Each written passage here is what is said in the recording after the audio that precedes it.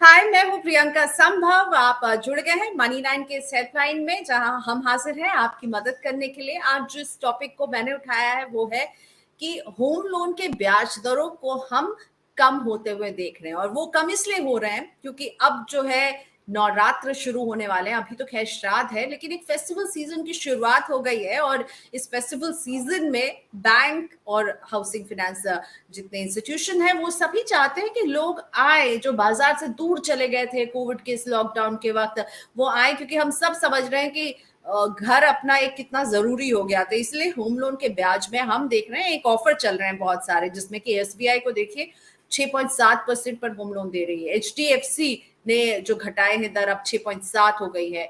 Kotak Mahindra bank 6.5% पर home loan मिल रहा है। तो 6 और 7 के बीच में होम लोन की ब्याज दर है। फेस्टिवल ऑफर्स चल रहे हैं। आपको क्या करना चाहिए, क्या हो आपकी रणनीति, इसी पर बात करूंगी मैं। रुंगटा सिक्योरिटीज के हर्षवर्धन रुंगटा मेरे साथ जुड़ गए हैं समझाने के लिए कि क्या इस डिस्काउंट को आपको लपकना चाहिए या फिर आपको अपनी पर्सनल फाइनेंस के सारे डायनामिक्स को समझना चाहिए। तो शुरुआत करते हैं मनी नाइन की।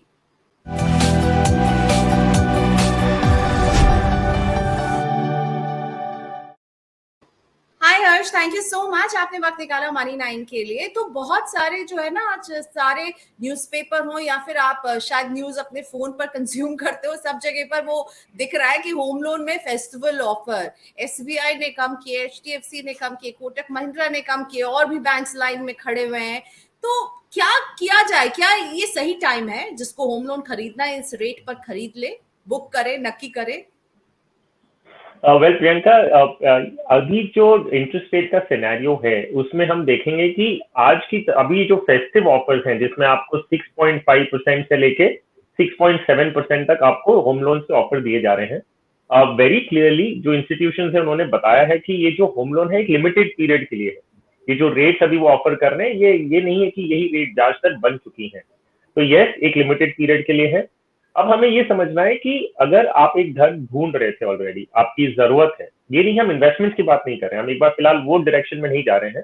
हम ये देख रहे हैं कि अगर एक इंसान है जो घर पहले से ढूंढ रहा था और उन्हें ऑलमोस्ट फाइनलाइजेशन स्टेजेस पे है, तो यस, ये ब्याज दर की आप ऑफर जरूर लेना चाहेंगे। क्यों नहीं? क्योंकि अगर आपको आज की जो ब्याज दर है वो 6.8 या 6.9% के आसपास है, और उसके सामने आपको अगर 20 बेसिस पॉइंट्स भी कम मिलता है तो कोई बुरा नहीं है, might as well take it. अभी सवाल उठता है कि क्योंकि ब्याज दरें घटी हैं, क्या हमें घर ढूंढना शुरू करना चाहिए? वेल, मैं नहीं सजेस्ट करूंगा वो कि भाई क्योंकि अभी ब्याज दर घटी हुई है तो आप जाके घर खरीद लें और एक इन्वेस्टमेंट के लिए ट्रीट करें। वेल, आई डोंट थिंक वो इक्वेशन एक सेंस बनता है। लेकिन आपको लग रहा है ये बहुत ही शॉर्ट विंडो के लिए होगा, और ऐसे में अगर आप कह रहे हो कि अगर आपने फाइनलाइज किया हुआ है तो आप खरीदें, अभी इसलिए नहीं खरीदें जस्ट बिकॉज ये इंटरेस्ट रेट कम मिल रहा है आपको, और इससे कम क्या और जाते हुए हम देखेंगे आने वाले समय में? वेल, और ब्याज दरें घटेगी कि नहीं इसका तो वक्त ही बताएगा, क्योंकि इंटरेस्ट रेट पे बहुत ज्यादा डिपेंडेंट है। जो मार्केट इंटरेस्ट रेट है, इंटरेस्ट रेट हम ये मान रहे हैं कि धीरे धीरे थोड़ा ऊपर की तरफ जा रहे हैं। तो क्या 6.7% से या 6.5% से और नीचे जाएगा? फिलहाल के लिए मुझे नहीं लगता कि एक रेगुलर ऑफर के रूप में ये दिया जाएगा बैंक की तरफ। ये फेस्टिव ऑफर जरूर बन के मिला है अभी, लेकिन क्या हम ब्याज दरों को 6.2% या 6.3% देख रहे हैं? मुझे नहीं लगता कि अगले 6 महीने में कम से कम हम वो ब्याज दर का rate as a regular offer देखेंगे। ठीक है, तो अगर आपने घर फाइनलाइज किया हुआ है तो ये एक अच्छा मौका वाकई में आपके लिए हो सकता है, लेकिन सिर्फ इसलिए कि ब्याज दर कम है इसलिए घर नहीं खरीदेगा। अपनी फाइनेंशियल सिचुएशन को भी जरूर देखिएगा। कुछ सवाल लेते हैं हर्ष। विवेक गोयनका जी का सबसे पहला सवाल आया हुआ है। थैंक यू विवेक जी। पूछ रहे which is better, home loan पे घर लेना चाहिए या फिर वही पैसे को इक्विटी म्यूचुअल फंड में इन्वेस्ट करके रेंट पे अभी रहना चाहिए? वेल, ये तो एक बहुत ही पुराना डिस्कशन हमेशा के लिए रहा है। लोगों का दुविधा रही है लोगों को कि क्या मैं अपने पैसे इन्वेस्ट करूं और घर लोन पे लूं। ये इनफैक्ट आगे जाते हुए भी ये होता है कि कई लोगों को होम लोन चल रहा होता है और फिर उन्हें कोई लमसम आता है तो ये कहते हैं कि मैं होम लोन रीपे कर दूं, कि उन पैसे को जमा करूं। तो वेल, इसका कोई एक आंसर नहीं है। सिंपल सी चीज आपको क्या ध्यान रखनी है कि आपके एसेट्स, मान लीजिए फाइनेंशियल एसेट्स और रियल एसेट्स, खाली हम और उसके अंदर डेट इक्विटी में नहीं जाते हैं। आप ये देखिए कि आपके फाइनेंशियल एसेट्स का परसेंटेज एलोकेशन कितना है और रियल एसेट्स का कितना है।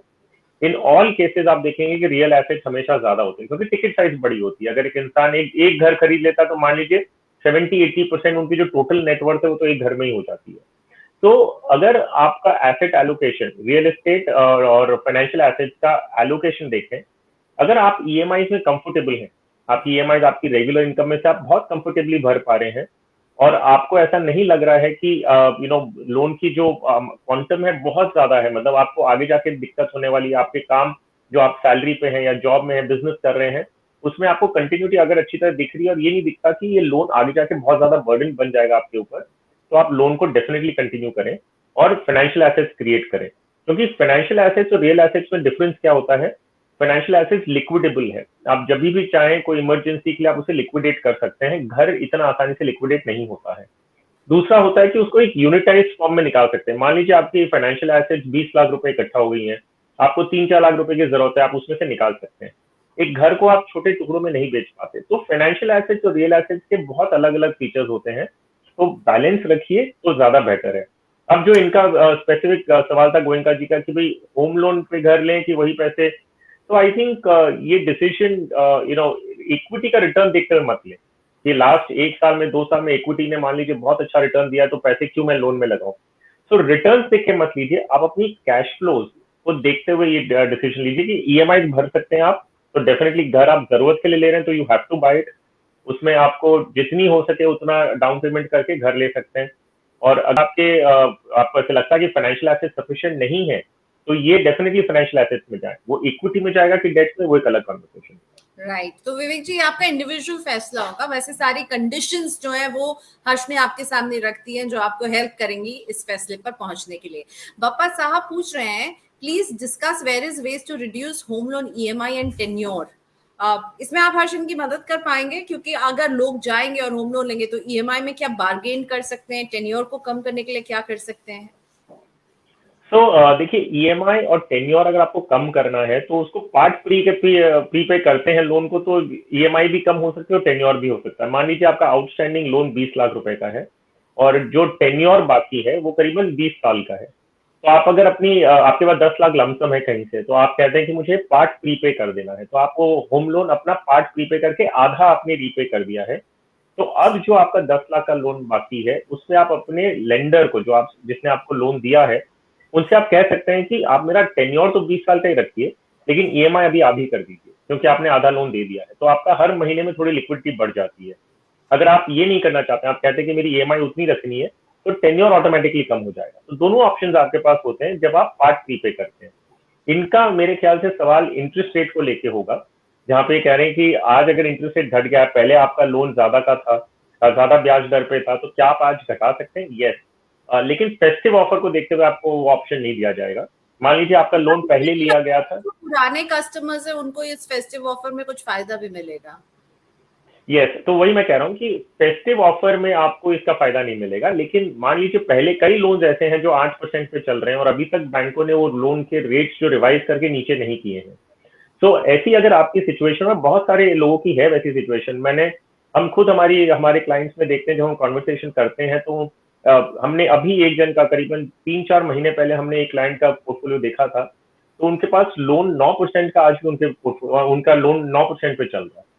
तो हमने उनसे डेफिनेटली कहा कि आप you have to go back to your bank और आप उनको बोलिए कि भाई आज 9% तो ब्याज है ही नहीं कहीं भी, और 7% तो आपको ऐसे ही मिल जाएगा, which is a regular offer. तो उन्होंने अपने बैंक को अप्रोच किया, तो बैंक ने तुरंत ओवर द काउंटर उसे कम कर दिया। ऑब्वियसली थोड़े डॉक्यूमेंटेशन जो करने थे वो, तो ऐसे आप भी अपने पोर्टफोलियो में देखें कि आपका जो लोन लिया हुआ है, क्या वो लोन का बहुत हाई रेट पे है, तो आप अपनी बैंक से नेगोशिएट करें, उनसे कहें कि भाई अगर आप लोन कम नहीं कर रहे हैं, ब्याज दर नहीं कम कर रहे हैं, तो आप लोन शिफ्ट करके किसी और लेंडर के पास चले जाएंगे, तो ऑल प्रोबेबिलिटी आपका लोन भी जो ब्याज दर है वो कम कर दिया जाएगा। अगर ब्याज कम हो जाता है तो आपकी ईएमआई या टेन्योर दोनों में से कुछ भी आप कम कर सकते हैं, तो वो आपको डिसाइड करना है। ईएमआई में अगर आप कंफर्टेबल हैं तो टेन्योर कम करिए, अगर ईएमआई थोड़ी ज्यादा लग रही है तो ईएमआई कम करके टेन्योर सेम रखें, तो वो दोनों ऑप्शन आपके पास रहेगा। हर्ष ने बहुत अच्छी बात बताई है। प्लीज जितने लोगों के पास होम लोन है उन्हें जाकर अपने बैंक से बात करना चाहिए। पहले तो अपने पेपर निकाल के देखिए कि आप किस रेट पर दे रहे हैं। ये गलती मुझसे भी हो रही थी और मैंने इसे सुधारा है और बहुत फर्क पड़ता है बप्पा साजी। तो हो सकता है कि आप कुछ हिस्सा जो आपको ऐसे ही ईएमआई और टेन्योर जो है प्रेशर इसका कम हो जाएगा, क्योंकि मैंने कम करवाया अपना और उससे काफी फर्क पड़ा था। चलिए मुदित का सवाल लेते हैं। मुदित बोल रहे हैं कि इनका टारगेट है कि ये 15 साल के बाद घर खरीदेंगे और करंटली ये इन्वेस्टमेंट कर रहे हैं Axis long term equity fund में 5000, Mirae Asset Emerging Blue Chip में 2500, एसबीआई स्मॉल कैप में 1500, डीएसपी मिड कैप में 1500, आईसीआईसीआई मल्टी एसेट फंड में 1500 और पीपीएफ में ये 3500 दे रहे हैं। तो सवाल कह रहे हैं कि क्या मैं होम लोन लेके घर लूं और अपने कुछ इन्वेस्टमेंट्स को कम करूं, या मैं अभी इन इन्वेस्टमेंट्स को चलने दूं। घर खरीदना चाहते हैं, टारगेट है 15 साल। सो वेल, मुझे जो मैं समझ रहा हूँ कि इन्हें घर की जरूरत 15 साल बाद है, तो ये अगर उसके लिए जमा कर रहे हैं और डाउन पेमेंट इकट्ठा करके वो पेमेंट करके बाकी का लोन ले लें, दैट इज वन सिनेरियो। या पूरा पैसा जो इकट्ठा हो जाए तो उससे घर खरीद ले अपना। उसका रिवर्स जो अभी करना चाह रहे हैं कि पहले घर खरीद लें और फिर वो उसे ईएमआई में देते रहे। तो ये दोनों डिपेंड करता है कि आपकी जरूरत कैसी है। अगर आपको आज जहाँ पे आप जो सिटी में या घर आपने फाइनलाइज कर लिया और आप ये देखते हैं कि भाई मुझे इस सिटी में ये जगह पे घर लेना है, और आपको अगर वो घर अपने मनपसंद का मिल जाता है, क्योंकि देखिए प्रियंका, घर मिलना अपनी पसंद का बहुत मुश्किल होता है। आपको कई बार ये मालूम होता है मुझे इस लोकेलिटी में लेनी है, लेकिन कई बार आपको जब आप घर देखते हैं बिल्डिंग अच्छी नहीं लगती है, बहुत सारी चीजें होती है इसके आगे पीछे। तो घर एक अपनी मनपसंद का मिलना बहुत बड़ा फैक्टर है। अगर आपको वो आज मिल रहा है तो मोस्ट सर्टनली आप आज ले लीजिए, क्योंकि 15 साल बाद वो रहेगा नहीं मार्केट में, ये सब कुछ आइडिया आपको नहीं है। और अगर आप सिर्फ टाइम करने की कोशिश करेंगे, अभी ब्याज दरें कम है अभी ले लूं मैं, तो नो, आई डोंट थिंक वो एक तरीका होगा। तो मैं कहने की क्या कोशिश कर रहा हूँ, मैं बाकी सवालों को भी अगर मैं जोड़ लूँ, तो मैं कहने की ये कोशिश कर रहा हूँ सिर्फ क्योंकि एक फेस्टिव ऑफर आया है जो एक लिमिटेड पीरियड के लिए है, या ब्याज दरें आज की तारीख में 6.5 से 7% के बीच में है, तो क्या ये देखते हुए आपको लोन लेना है? जी नहीं। आप अपनी जरूरतों को देखें, और एक अच्छी बात है कि लोन ब्याज दरें कम है, तो अगर मैच होता है तो ही लीजिए। ये नहीं कि ब्याज दर कम है तो जाके हम लोन ले लें। बिल्कुल, तो अपनी ज़रूरतों को देखिए और अगर आपको लग रहा है कि आपको अपने पसंद का घर अपने आस-पास नज़र आ रहा है, तो आपको ले लेना चाहिए। इसलिए मत बैठिए कि मैंने टारगेट सोचा है कि 15 साल के बाद मुझे ज़रूरत, क्योंकि जैसा कि अभी अर्श ने कहा, घर ढूँढना, अपनी पसंद का घर मिलना, अपने बजट में घर मिलना, that is also very difficult आजकल। चलिए तो एक सवाल रोहन का लेते हैं। अंडर कंस्ट्रक्शन प्रॉपर्टी में होम लोन लिया है तो हमें प्रॉपर्टी इंश्योरेंस लेना चाहिए क्या? और अगर कोई बिल्डर डिफॉल्ट करता है तो ये कवर वो इंश्योरेंस में कंसिडर होता है क्या? बेसिकली होम लोन इंश्योरेंस लेना, होम प्रॉपर्टी इंश्योरेंस लेना चाहिए और बिल्डर का डिफॉल्ट कवर होता है या नहीं, ये मुझे भी नहीं पता है। हर्ष क्या कहेंगे? नो, सो जब होम प्रॉपर्टी इंश्योरेंस की बात करें तो बेसिकली वो कवर क्या करता है कि अगर कुछ भी वो बिल्डिंग के स्ट्रक्चर को हादसा होता, अर्थक्वेक, फायर, इससे अगर वो जो बिल्डिंग का स्ट्रक्चर है उससे कुछ हो गया और बिल्डिंग या आपकी जो प्रॉपर्टी है उसको नुकसान हुआ, तो इंश्योरेंस कंपनी उसका क्लेम देती है। अंडर कंस्ट्रक्शन प्रॉपर्टी है, प्रॉपर्टी जब कंस्ट्रक्ट ही नहीं हुई है तो उसको नुकसान क्या हो सकता है? तो आपको अभी इंश्योरेंस नहीं मिलेगा। अभी आपके बिल्डर ने, जो डेवलपर है, उसने अपना प्रोजेक्ट इंश्योरेंस लिया होगा कि अगर बिल्डिंग बनते वक्त अगर कुछ हो जाता है तो उसकी टर्म्स कंडीशंस अलग होती है, वो बिल्डर को पैसा मिलता है उसका, क्योंकि आपकी प्रॉपर्टी अभी बनी नहीं, आपके हाथ में पोजेशन आया भी नहीं है। तो जो चीज आपकी है नहीं, आप उसे अभी कैसे इंश्योर करेंगे? आपका सिर्फ एक एंटाइटलमेंट है उस प्रोजेक्ट में, जो आपका अग्रीमेंट ऑफ सेल है, वो सिर्फ आपकी एक एंटाइटलमेंट है कि ये प्रोजेक्ट जब कंप्लीट होगा आपको आपका एक प्रॉपर्टी दिया जाएगा, और जब पोजेशन मिलेगा तब वो आपकी प्रॉपर्टी कहलाती है।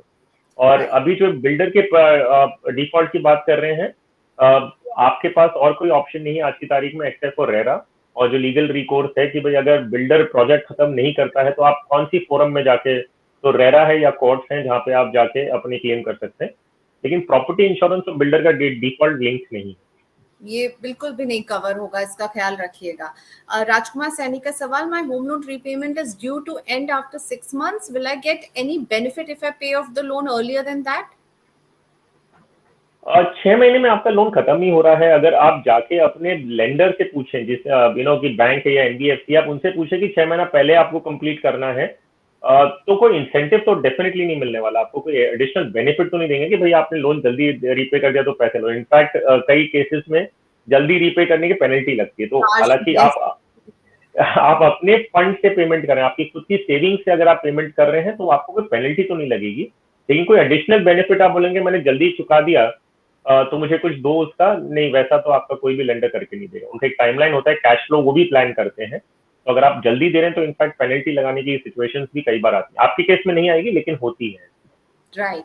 सो मुदित ने पहले पूछा था ना कि घर लें या इक्विटी फंड, वो यही लिख रहे हैं कि अभी तक मुझे पता है, no not yet, I have not got a place where I want to buy home. So see, अभी आप डिसीजन से दूर हैं, पहले आप वहां पहुंचिए, फिर ये सवाल उठेगा कि रोके या नहीं रोके। अच्छा, राहुल जोशी का एक सवाल वो बार बार पूछ रहे हैं Rahul, but I am sorry Rahul, ये सवाल पूरा नहीं है। इन्होंने बस पूछा है हर्ष कि will widow get any tax benefit और any other kind of benefits. मतलब हम चाहते हैं आपकी मदद करना, पर आप घर से रिलेटेड पूछ रहे हैं या क्या, मुझे समझ में नहीं आ रहा है।